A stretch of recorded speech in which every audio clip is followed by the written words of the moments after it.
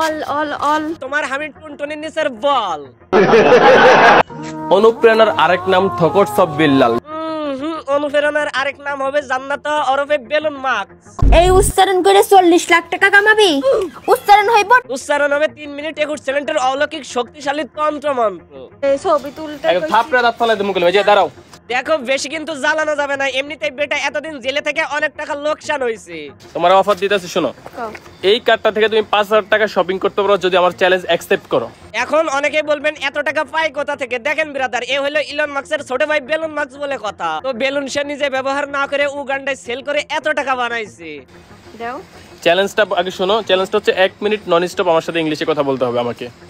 না না 1 মিনিট, এটা মনে হয় জনি ওরফে সানি ভক্তদের সাথে দুর্নীতি হয়ে যাচ্ছে, কারণ তারা আরো বেশি চাই, আরো বেশি। তাহলে 5000 টাকা তুমি মানে শপিং করতে পারবা। চ্যালেঞ্জ অ্যাকসেপ্ট করবা?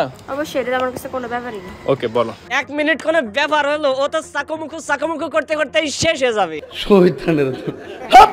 Do you something little honey singer? আরে না, ওটা হবে জনি সিং, কারণ তার ইংরেজি সে তার ইশারায় তুমি অনেক কিছু বুঝে যাবে।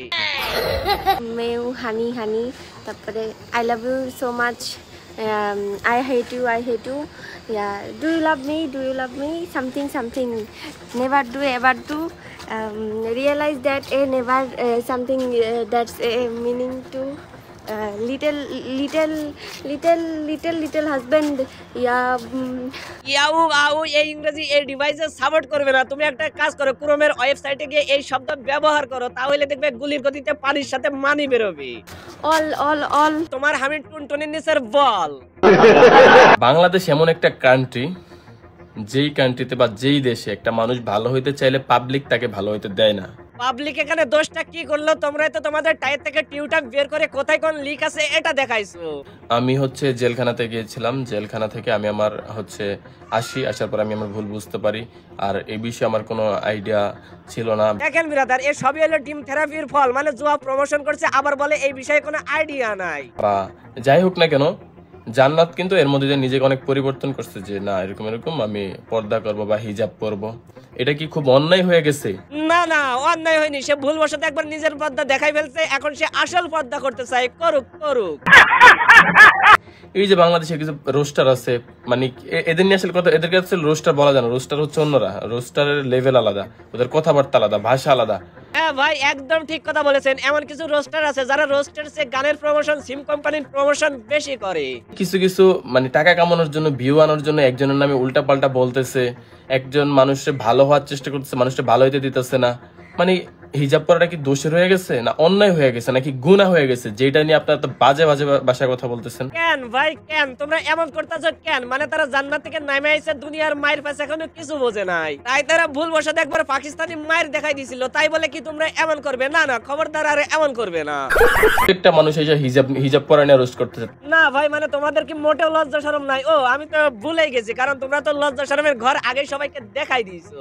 মানে হিজাব পরাটা কি দোষের হয়ে গেছে, না অন্যায় হয়ে গেছে, নাকি গুনাহ হয়ে গেছে? এত বড় মাদারবোর্ড দ্বিতীয়বার দেখি নাই। মানে বউ ব্যবসা করে সেলুন দিছে, তাতেও তার লজ্জার ঘর ভরে নাই। এরপর আবার জুয়া প্রমোশন করে জেল টেল খাইটা এসে আবার সেই বউ ব্যবসা শুরু করছে। এখন তার বউরে কেন সবাই বাজে কথা বলে, এর জন্য আবার শাহবাগীদের মতো প্রতিবাদও করছে। একজন মানুষের ভালো হওয়ার চেষ্টা করতেছে, মানুষটা ভালো হইতে দিতেছে না। এই হালার ফুট, তুই যদি সত্যি ভালো হতে চাস তাহলে এইগুলা কি ব্যাপার? জান্নাতের আজকে এত পরিবর্তন কে? আজকে এত পরিবর্তন মানে একদম থাপড়ে কানমান লাল করে আলাম কইলাম। বেয়াদব কোথাকার।